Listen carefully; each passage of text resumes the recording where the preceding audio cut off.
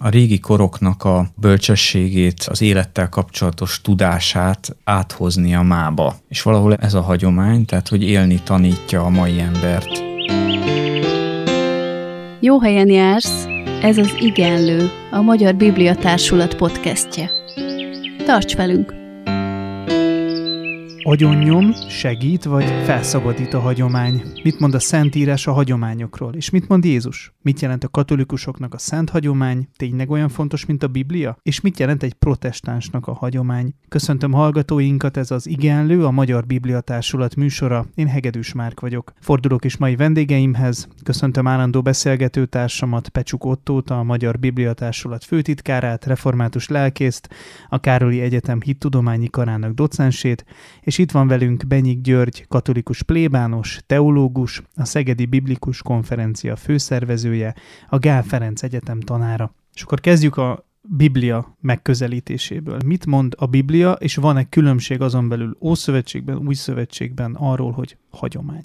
Kezdhetjük még messzebbről, hogy a bibliai hagyományfogalom is része egy még tágabb hagyományfogalomnak. Ugye a hagyomány az több definíciója létezik, de nekem azt tetszett, hogy tulajdonképpen a régi koroknak a bölcsességét, az élettel kapcsolatos tudását áthozni a mába. És valahol ez a hagyomány, tehát hogy élni tanítja a mai embert az, ahogyan a régiek éltek, és amit mondtak. És ugye a Bibliában ennek egy nagyon speciális vetülete van, hogy már eleve magában a Biblia szövetében beszélhetünk hagyományról. Ugye a mai teológiának, a biblikus tudománynak egy nagyon fontos területe az, hogy milyen hagyományokat tudunk magában a Bibliában megkülönböztetni egymástól, hogyan épült fel a Bibliának a mondani valója, és ebben hogyan ismerhetjük fel, hogy különböző koroknak az emberei adták át az isteni kijelentést, vagy az arra való reflektálást egymásnak. Ebben főleg az Ószövetség nagyon-nagyon gazdag,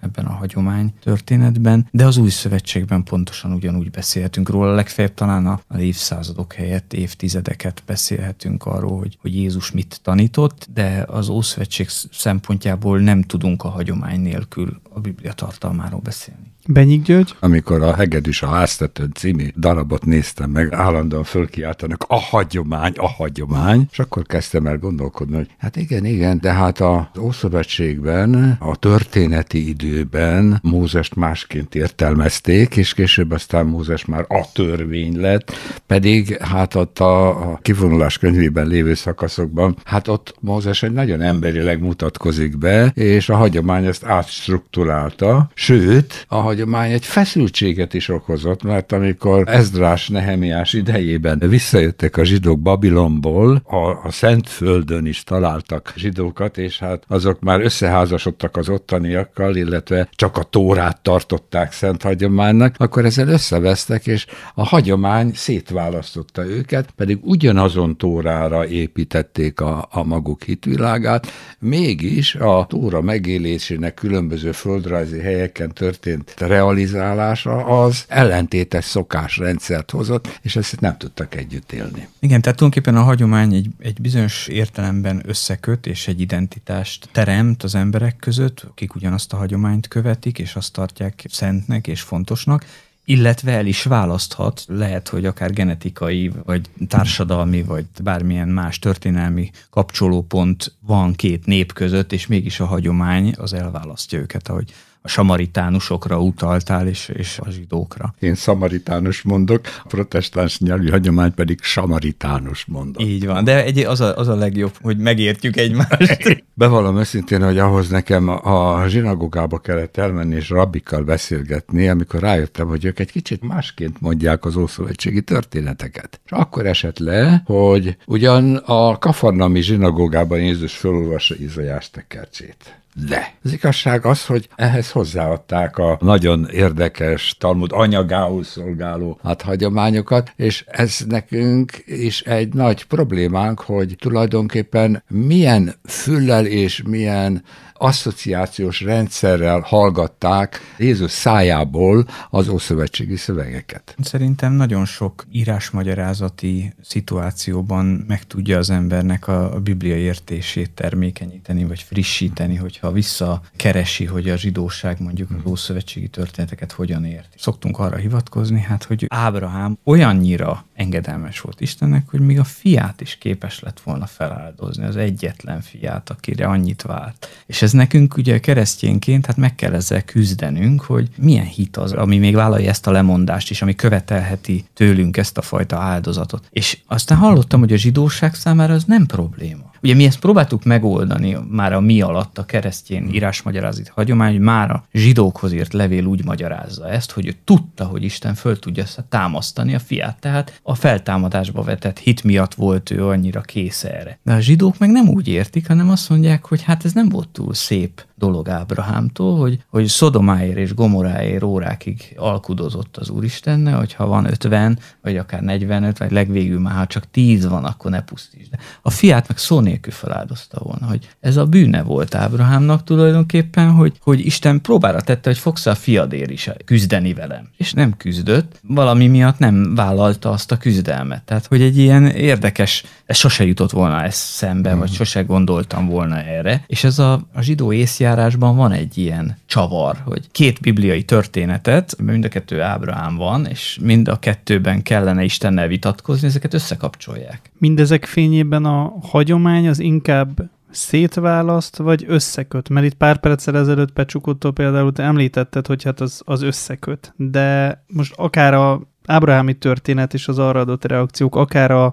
hogy mondunk a Bibliából, hogy akkor most ezt hogy látjátok, hogy ez tényleg összeköt? Nekünk különös élményünk itt Benyi Katyával az, hogy ugye a Szegedi Biblikus Konferenciára 20-hány éve járok, ő meg nem tudom, már 30 éve szervezi.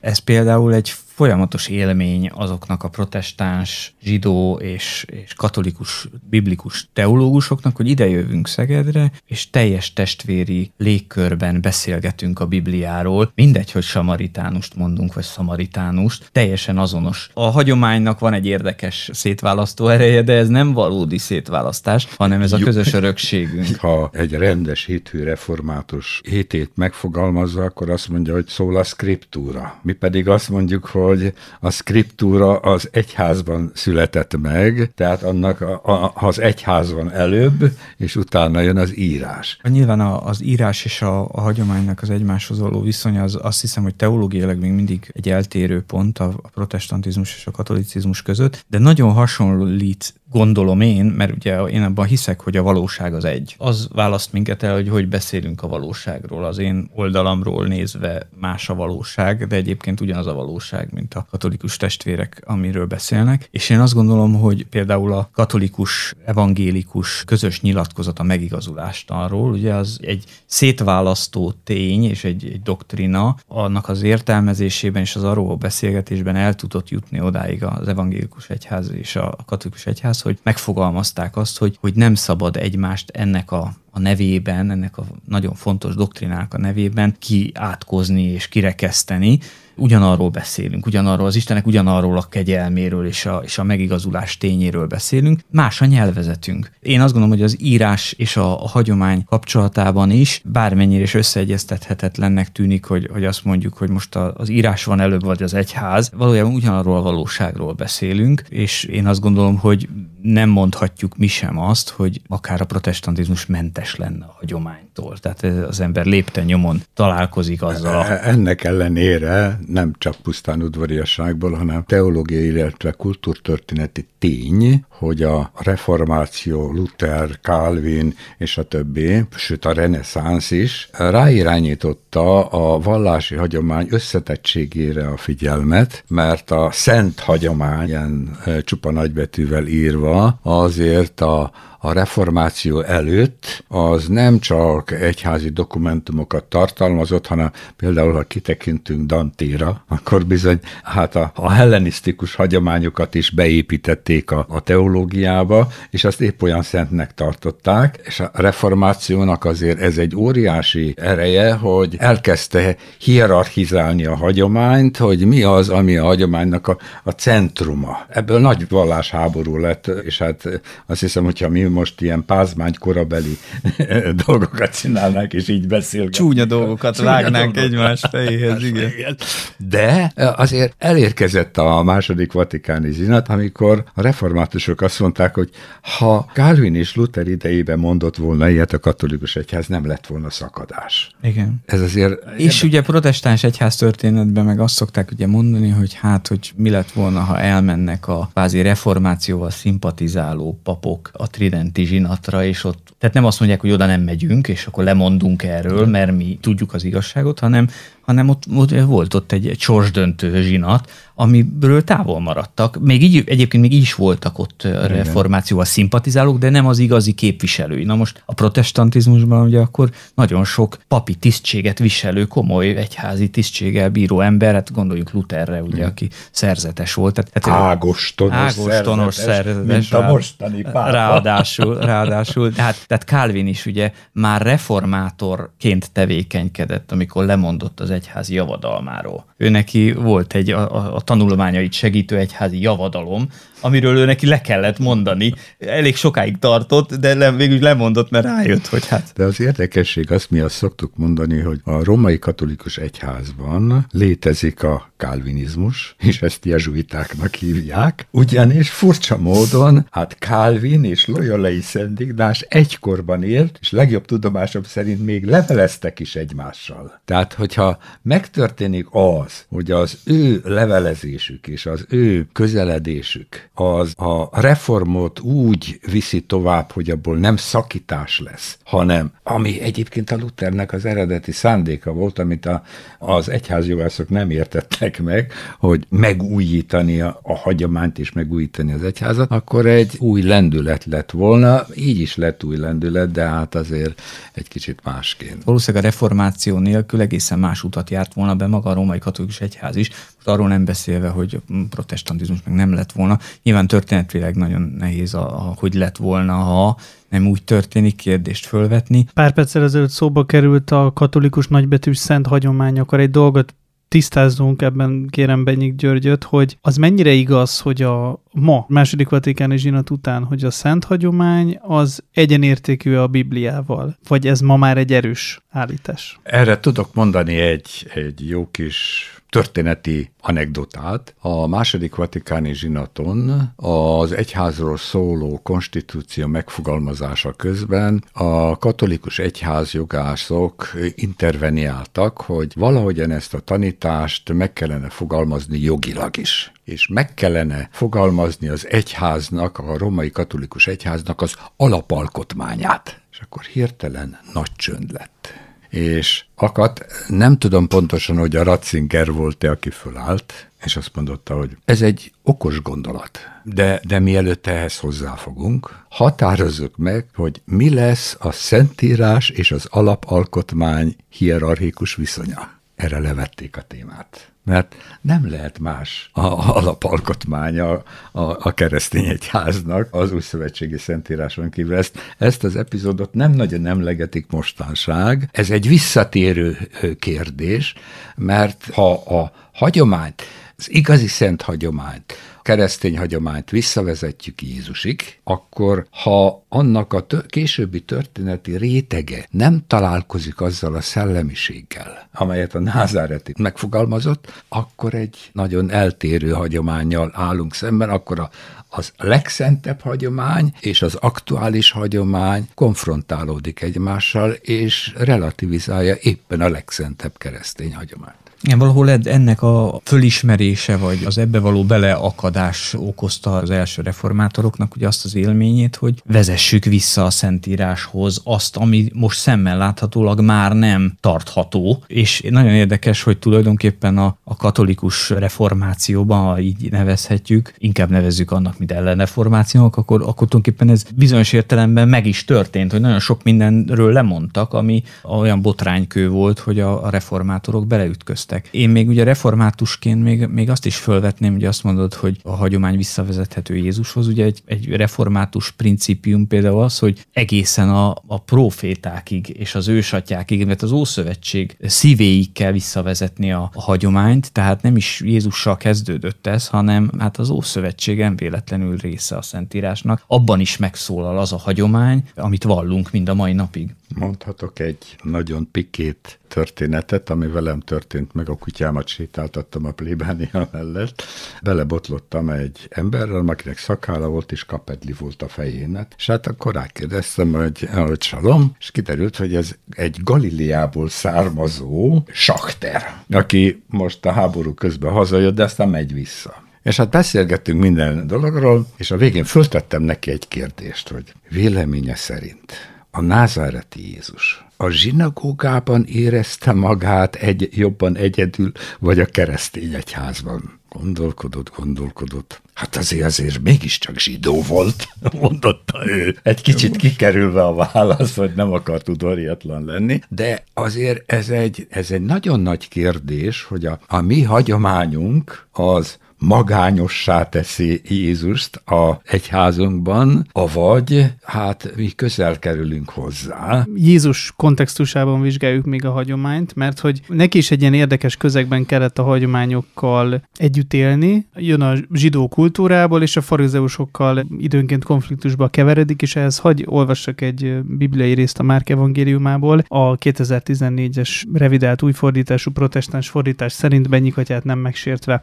Megkérdezték tehát tőle a farizeusok, mármint Jézustól, miért nem élnek a te tanítványaid a vének hagyománya szerint, és miért esznek tisztátalan kézzel? Ő pedig ezt válaszolta nekik. Ti képmutatók, igazán illik rátok Ézsaiás próféta szava, amint megvan írva, ez a nép csak ajkával tisztel engem, de szíve távol van tőlem. Pedig hiába tisztelnek engem, ha emberi tanításokat és parancsolatokat tanítanak. Az Isten parancsolatát elhagyva, az emberek hagyományához ragaszkodtok. Ezt is mondta nekik. Szépen félreteszitek az Isten parancsolatát, hogy helyébe állíthassák a magatok hagyományát. Mert Mózes ezt mondta, tiszteld apádat és anyádat, és ezt, aki gyalázza apját vagy anyját, halállal bűnhődjék. Ti pedig így beszéltek, ha ezt mondja valaki apjának vagy anyjának, korbán, vagyis áldozati ajándék az, amivel kötelességem volna téged megsegíteni, akkor már nem engeditek, hogy bármit is tegyen apjáért vagy anyjáért, és így érvénytelenné teszitek az Isten igéjét a ti továbbadott hagyományotokkal. De sok más ehhez hasonlót is tesztek, mondja még Jézus. Akkor ennek nyomán kérdezem, Jézus mit gondolt a hagyományokról? Itt egy nagyon sajátos szóhasználat van, tehát azért vigyázni kell, hogy nem minden hagyománya ugyanaz a hagyomány. Ugye ez majd lehet, hogy szóba kerül, hogy Pál apostol is használja a hagyomány szót, és ő is hol pozitív, hol negatív értelemben. Itt Jézus nyilván negatív értelemben használja, és ezt ki szoktuk emelni, amikor erről beszélünk, hogy Jézusnak volt egy abszolút pozitív viszonyulása a törvényhez. Tehát a mózesi törvényt ő nem tekintette túlhaladottnak. Ő azt mondta, hogy nem azért jöttem, hogy eltöröljem, hanem hogy betöltsem. A törvényt nagyon magas polcra tette, és a korabeli farizeusok, tehát akikkel ő neki a legtöbb vitája volt, ugye ez egy hiperkegyes csoport volt, tehát egyáltalán nem arról van szó, hogy ők voltak a hitetlenek. Nekünk van egy negatív képünk a farizeusokról, pont a Jézussal való viták miatt, de a mai bibliatudomány ezt kiemeli, hogy itt vigyázni kell. A farizeusokat nagyon nagyra tartották, azért, mert ők voltak a hiperkegyesek, a példaképei voltak a népnek tulajdonképpen, hogy hogyan kell hinni, és nem véletlenül Jézusnak velük van vitája, mert Jézus azokkal, akiknek semmi köze nem volt Istenhez, vagy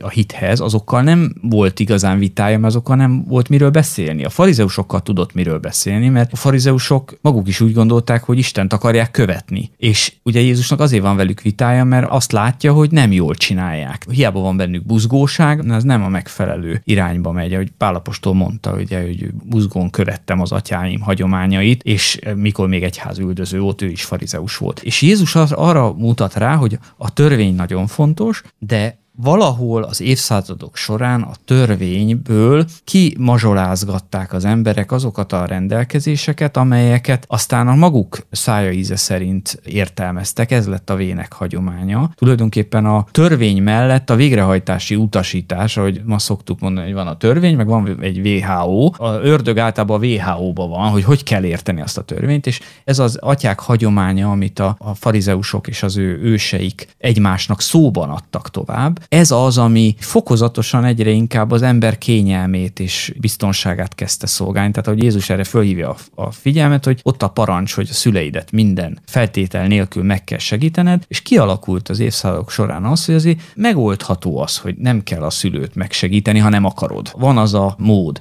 És ezt érti Jézus hagyomány alatt, tehát egy továbbadást, ami elmegy az eredeti céltól. És vissza kéne vezetni. Tehát tulajdonképpen szerintem Jézusban is van egy szándék, hogy a hagyomány legyen igazi hagyomány, de nem így, ahogy ti csináljátok. Csak egy magyarázó kérdés, hogy mit jelent a bibliai szövegben ez a korbán? Tehát, hogyha azt mondja valaki apjának vagy anyjának korbán, az micsoda? Ez tulajdonképpen utána magyarázza a szöveg, hogy áldozati ajándék, tehát ez egy fölajánlás tulajdonképpen, vagy olyan adomány, amit a templomba elhelyezhet az ember, és ugye megvolt arra lehetősége a zsidó embernek, hogy azt mondja, hogy ezt a pénzt, ami nekem van, ezt én föl akarom ajánlani a templomnak. Most még nem ajánlom föl, de majd föl akarom ajánlani, és ha ez van, akkor azt tudom mondani, hogy apám, ne haragudj, most ezzel nem tudok segíteni neked, ez szent pénz. Még itt van nálam ugyan, de én most és ígérem, hogy ezt a templomnak hagyom. Na ez a korbán. Akkor ez kibújás Ez egy kibújás a gyermeki felelősség alól, a szent templomi kultuszra való hivatkozással. Köszönöm. És akkor Benyik György? Jézus, amikor a Tórát magyarázza, akkor a törvényadó mindenható szándékai szerint magyarázza, még amikor a farizeusok magyarázzák, azok úgy, mint az ügyvédi kamarában a megbízott ügyvéd, a szövegre utal, és ami a szövegben van, ahhoz ragaszkodik, és ez elviszi őket a törvényadó szándékának a megvalósításától. Ahogy ezt már Luther Márton is megfogalmazta, hogy igaziból az lesz a vétkes, aki áldozat. És ezt a törvénynek bizonyos hagyományok alapján történő magyarázatával érik el. És ez egy nagyon nagy tragédia. Tehát ezért, van egy zsidó mondás, ezt nagyon szeretem, ha két ember vitatkozik, és nem akar megegyezni, álljanak akármilyen közel egymáshoz a nézeteik, nem fognak. De ha két ember vitatkozik, és meg akarnak egyezni, akkor álljanak akármilyen távol egymástól a nézeteik, meg fognak egyezni. Tehát az egység az a szívben történik, és nem a szavakban. A szavak azok csak kiszolgálják mindazt, ami a szívben történik. Részt vettem egy előadáson, a Károly Egyetemen jött egy jeruzsálemi tóra professzor. Azt mondta, hogy valahol a zsidóság tóra értelmezésének lényege, hogy vitatkozzunk róla. Tehát nem az a lényege, hogy megtaláljuk a megoldást, mert az unalmas. Tehát ha megtaláljuk a megoldást, akkor mit csinálunk? Tehát ez olyan, mint a homokvára a tengerparton, hogy addig jó, amíg építjük, aztán hát nem tudunk vele mit kezdeni. Tehát egy elnézést a hasonlatért, de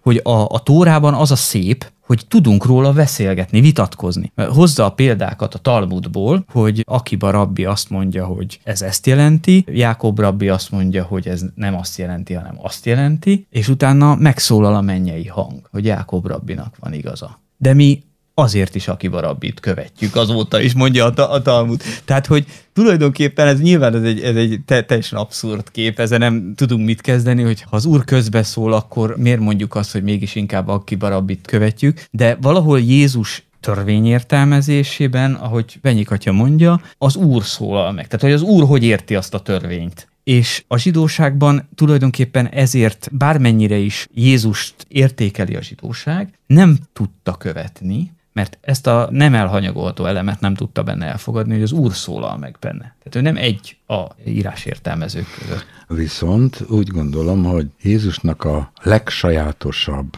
retorikai műfaja az a parabolák, a példázatok, amit hát magyarra nem lehet úgy igazán jól lefordítani, mert egyik kifejezése fedi le ennek a műfajnak a szándékát, de az viszont azt hiszem, hogy nagyon fontos, hogy a legtöbbet vitatkozni Jézusnak a példázatain vagy paraboláin lehet, mert azok nem egy megtalált igazságot mutatnak, hanem adnak egy létrát, amivel lépkedhetsz az igazság felé, és az a szándéka, hogy miután ez elhangzott, akkor ne hagyjon neked békét, hogy gondolkozzál rajta. Aki egy Jézus példázatot felolvas, az utána kezdjen el gondolkodni, hogy most mit is akart ezzel mondani, milyen konfliktust állít előtérbe, hogy vagyok én benne ebbe a történetbe.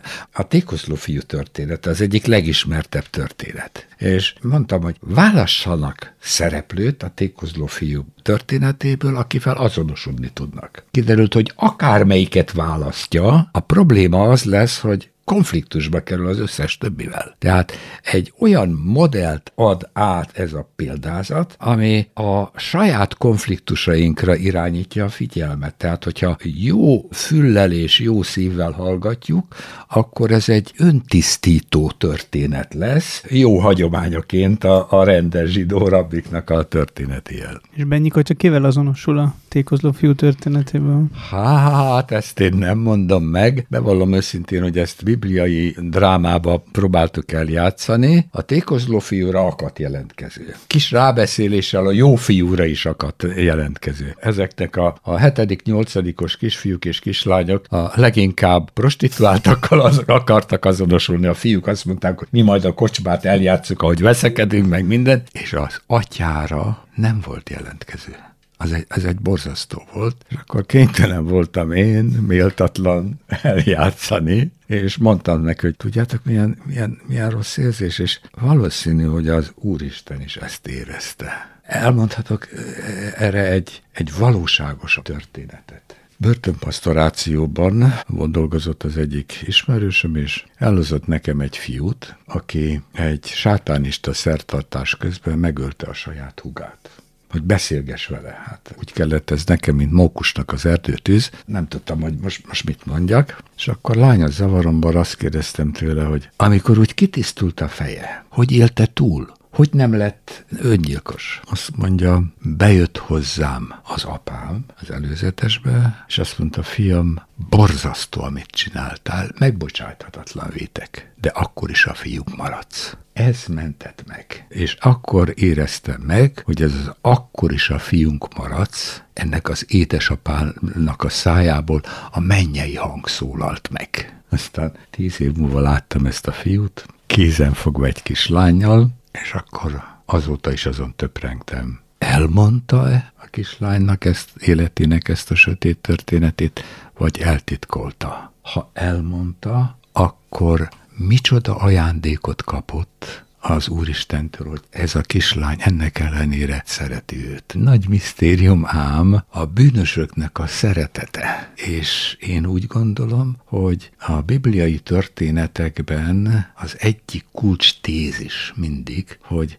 a názáreti hogy mutatja meg, hogy a bűnt el kell ítélni, de a bűnös is Isten fia. Szeretnénk még hozni egy páli gondolatot a hagyományhoz, egy bibliai idézetet, hogy erről is elmondjátok a véleményeteket. Ezt a Pál levele a kolosséiakhoz fejezetből olvasom a következő idézetet a Szentírásból. Vigyázzatok, hogy rabul ne ejtsen valaki titeket olyan bölcselkedéssel és üres megtévesztéssel, amely az emberek hagyományához, a világ elemeihez és nem Krisztushoz igazodik. Hogyan lehet megkülönböztetni a bölcselkedést meg az üres megtévesztést, amely egy ilyen irányú hagyomány Krisztus hagyományától? Nyilvánvalóan, tehát Pál itt nem az egyházi hagyományról beszél, hanem bizonyos értelemben rokon talán azzal a hagyomány értelmezéssel, amit Jézus hozott, de nem feltétlenül az atyák hagyományáról van szó, hanem ilyen negatív értelemben az emberi hagyományok, tehát mindaz, ami a régi korszakához, az embernek a régi korszakához tartozik. Tehát Pálnak mindig a mondani valójának a középpontjában az van, hogy Krisztussal van, hogy teljesen új kezdődött, és erről szól az, hogy új ember, öltözzétek fel az új embert, öldököljétek meg az óembert, stb. Vagy az, hogy már nem vagyunk a bűn rabszolgáján, Krisztuséi vagyunk a római levélben. Tehát mindig ez a választóvonal, és én ezt érzem itt ebben, hogy az emberi hagyományok és minden más negatívum az, ami lehúzza az embert, és egyre távolabb tart Istentől. Ez az, amitől óvakodnia kell az új keresztényeknek, a frissen megtért keresztényeknek Kolosszéban. Talán egyetért Otto is velem, hogy ennek a gondolatnak, vagy ennek a szövegnek van egy paralel szövege a Galata levélben, ahol még a világ elemeiben a sztoltjájatú kozmut is felsorolja, ahol igaziból talán azt hiszem kimutatható, hogy két dolog ütközik egymással, a páli keresztény tanítás és a prozelitizmus. Tehát mi betérítjük be a pogányokat a zsinagógába, vagy a reform zsinagógába, avagy a keresztény egyházba. Ez a Galata levélben nagyon erőteljesen megfogalmazódik. Egy szomorúság, hogy ott elhangzik, hogy aki mást mond, az átkozott legyen, anatéma. És hát ez görögül az anatémaszit, és hát ez egy félelmetes fogalom, mert a keresztény zsinatokon, amikor az eretnekeket kiátkozták, ezt idézték mindig ezt a szöveget, és hát ez egy borzasztó dolog. Viszont a dilemma is borzasztó, hogy minek a támogatására nyerem meg a Krisztusban hívőket egy reformzsidósághoz, vagy egy másik egyházba térítem be. És hát ez a későbbiekben is egy nagy probléma. Én egy kicsit lehet, hogy nem köveznek meg, azért úgy gondolom, hogy néhány esetben az egyházaknak a különféle történelmi formáit azt be lehet helyettesíteni a zsinagógába. Mert például amikor Afrikába misszionáltak, és fontosabb volt, hogy az afrikai benszülöttek azok franciás keresztények legyenek, mint keresztények, tehát a politikai misszió megelőzte a keresztény missziót, akkor ugyanez a téma, ez egészen markánsan megjelenik. És ez azt hiszem, abban a szempontból is megjelenik, ez egy nagyon nehéz probléma, mert ma katolikus is, de a különféle protestáns egyházak is megjelentek mind az 5 kontinensen. És ez azt jelenti, hogy az 5 kontinensen millió egy kulturális kontextusba jelentek meg, és nem előzmény nélküliek, tehát azok kialakítottak valamilyen kapcsolatot a történelmi vagy az őket misszionáló egyházakkal, sőt egy vallási nyelvezetet is kialakítottak. Ma egy furcsa helyzetben vagyunk, a kérdés az, hogy a kialakult európai történelmi keresztény hagyományainkat akarjuk-e exportálni egy másik kultúrába, ami azt jelenti, hogy nehezebbé válik a krisztusi üzenet átadása, vagy azt mondjuk, hogy elvetjük ezt, és próbáljuk a lényeget átadni. Ezt azt hiszem, hogy a bibliafordítás neked bibliafordítási nyelvi probléma is. Abszolút így egyetértek. Tehát ez a inkulturációnak a problémája, és ökumenikus bibliafordítás készül. Afrikába, vagy Japánba, Ázsiába, Távol-Kelet-Ázsiában már évtizedekkel ezelőtt meg tudtak csinálni ökumenikus fordítást, mert nem volt meg az a fajta szembenállás feltétlenül, ami nálunk megvan, hanem tudatosan az ottani egyházak felülkerekedtek rajta. Tehát azt mondják, hogy ez egy Európából exportált dolog, ez a katolikus protestáns szembenállás, ez egy nyugat-európai kultúrprobléma. Nekünk itt, nem tudom, Namíbiában, vagy nem ez a probléma, nekünk az a lényeg, hogy a helyi nyelven legyen Biblia. Kérdés az, hogy a nyelv az szolgálja lesz a hitünknek, vagy a nyelv az rabulejti a hitünket. Például azt hiszem, hogy a nicéa-konstantinápolyi hitvallásban egyek vagyunk. Igen. De azért te nem mondanád azt, hogy hiszek az egy szent katolikus anyaszent egyházban. Jól lehet, nyelvészetileg ez ugyanaz, csak a kulturális kontextusban ez másként hangzik, és nem az egyetemes lesz benne. A nyelv az rabulejtheti az eredeti gondolatot. Személyes vizekre evezzünk a legvégére. Van-e nektek olyan személyes, privát életben lévő hagyományotok, amit ti a saját életetekben követtek? A nagypénteki istentiszteletre mindig biciklivel megyek, bármilyen idő van. Tehát lehet, hogy szakad az eső, ugye tavasszal elég előfordul, tehát bármilyen idő van, ha nagyon rossz, akkor annál jobb, és biciklivel megyek. Egy időben a gyerekek is jöttek velem, meg a feleségem is, de ezt a fanatizmust, pont az ilyen esetek miatt, ahol bőrig lehetett ázni, ezt nem vállalták utóbbi időben, meg ahogy már ugye tinédzserek ezeket az apai hagyományokat már nem vallják teljesen szívesen. Ezt amíg lehet, én csinálom. És ez azért van, mert volt egy nagyon kedves gyerekkori ismerősöm, abban a gyülekezetben, ahol felnőttem, egy nagyon kedves hívő ember. Képzeljétek el, hogy ő úgy halt meg, hogy mindig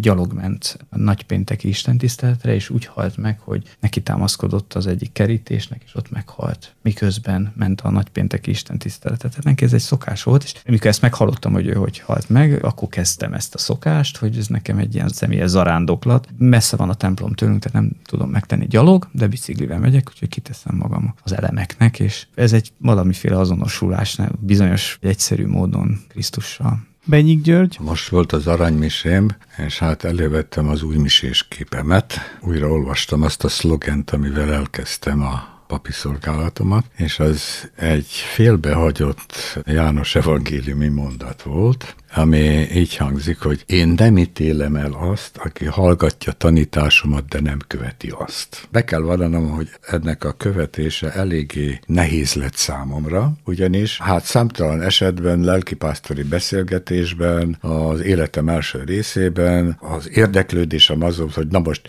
ki volt a bűnös. Aztán rájöttem az, hogy ha én megmondom azt, hogy neked ez a bűnöd, égvilágon semmit nem csinálok. Ha viszont azt mondom, hogy én azért izgulok érted, vagy azt mondom, hogy hát ez az ő keresztje, akkor valamit csinálok. Az, hogy nem ítélem meg, hanem imádkozom a bűnösökért, ez egy nehéz pszichikai feladat, őszintén megcsinálni, próbálgatom. Műsorunk végén köszönöm a beszélgetést Benyik György katolikus papnak, teológusnak és Pecsuk Ottónak, a Magyar Bibliatársulat főtitkárának. A felvételt a Szegedi Tudományegyetem Kommunikáció és Médiatudományi Tanszékének rádióstúdiójában készítettük. Köszönjük a lehetőséget.